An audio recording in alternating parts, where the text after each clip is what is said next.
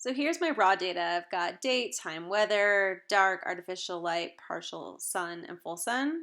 I don't actually need all of that. So I just looked at some sprouting data. So I did which day did I see one sprout, zero sprouts, or three? So I went ahead and I made a new data table, went day 1 through, I don't know, 21 when I got all the sprouts, and I entered those in. That was the first thing I did. I took the raw data and I simplified it for what I cared about. Because I was curious, do plants sprout earlier in the dark or with full sun?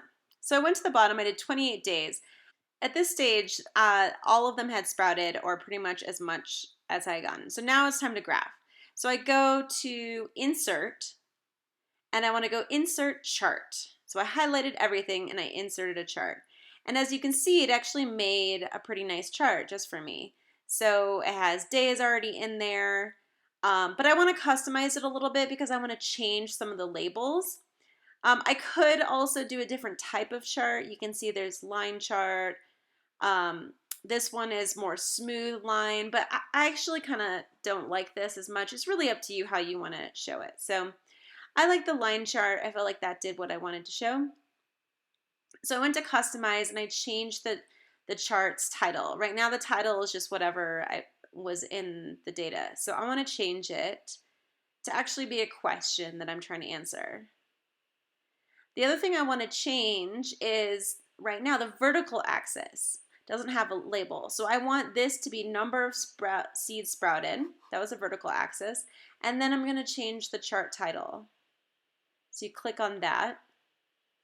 And instead of dark artificial light, partial sun, and full sun, this is where I want to put my question I was trying to answer. Like, how does light affect sprouting of seeds? Or how does the amount of light affect seeds or affect plants? In this case, I ended up with how does light affect when seeds sprout? So that's my title. I have a label for the x-axis, day. I have a label for the y-axis is number of seeds sprouted, and then you can see the trends in my data, right? So which one sprouted first. There's a nice little key that's made for you, which is awesome. So this is a really easy way to make a graph. I just changed this to days instead of day. Now I have my graph. I can just move it over, and there you go. So for your assignment, you just take a screenshot of this or share it with me and we're all set. This is what you're going to use for your scientific paper.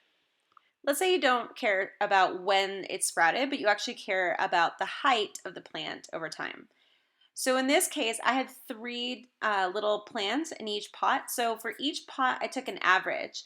There's a pretty simple way here. You can see in the cell, you just type equals the word average, then parentheses, and then you can do the numbers. So like 0.5, comma, 0.2, comma, 1.0, and then close the parentheses, click enter. It takes the average for you easily. So this, you're totally welcome to use a calculator instead if you feel more comfortable.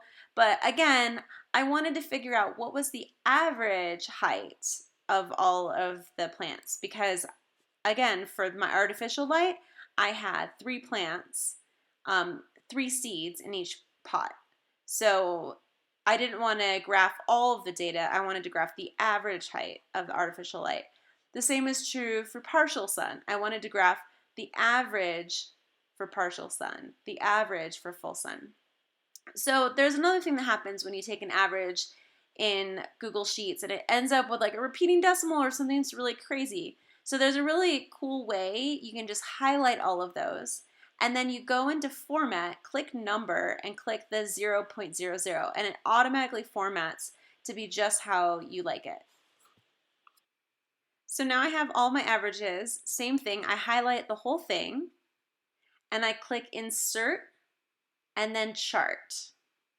And it automatically creates a nice line graph for me.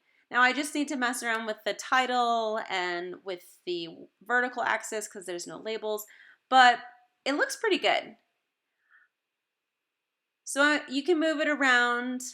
You can tell that the different colors of dark, artificial light, partial, and full sun, but you can already start to see the trends. So let's go and let's change the vertical axis because it doesn't say anything. Right now it just has numbers. So I'm going to put this plant height and then I measured in centimeters. So I'm going to add that too. So then I'm going to go in and this time I'm going to change the title again. Very similar. I'm going to put the question I'm curious about. So how does light affect plant height or plant growth? All right, so it can be similar, but basically it's your question that you're trying to figure out. So the data is right there. All you can do is screenshot, copy and paste it into your assignment now. And you're done.